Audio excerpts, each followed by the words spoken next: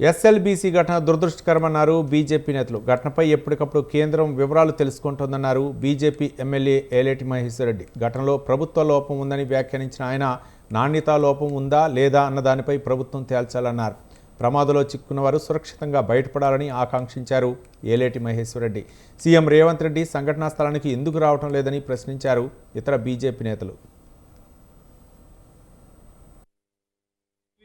చూస్తే కొంత భయం అనిపిస్తా ఉన్నది. దాదాపు 7 నుంచి 8 మీటర్ల బురద 400 నుంచి 500 మీటర్ల దూరంలో ఉన్నది.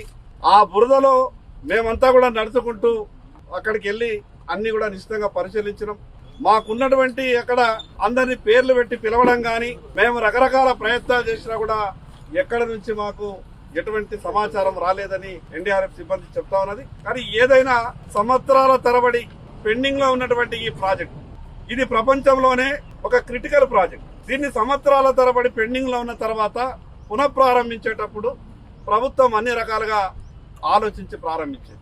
దీనికి అనేకమైనటువంటి దాదాపుగా 8 రోజులు గడుస్తున్నా ఇప్పటి వరకు ముఖ్యమంత్రి గారు ఇక్కడికి రాకపోవడం, ఇక్కడ పరిస్థితులను ఇక్కడ ఉండి సమీక్షించకపోవడం, మంత్రులు మరి చుట్టపు చూపు లెక్క పిక్నిక్ వచ్చినట్టు వచ్చిపోవడం చాలా బాధాకరం. మరి ఈ ప్రాంతంలో 40 సంవత్సరాల క్రితం మొదలుపెట్టినటువంటి ఈ కార్యక్రమాన్ని సడన్ గా మరి ఎప్పుడు ఆపుకుంటూ గత ప్రభుత్వం కూడా ఇదే తప్పిదం చేసింది.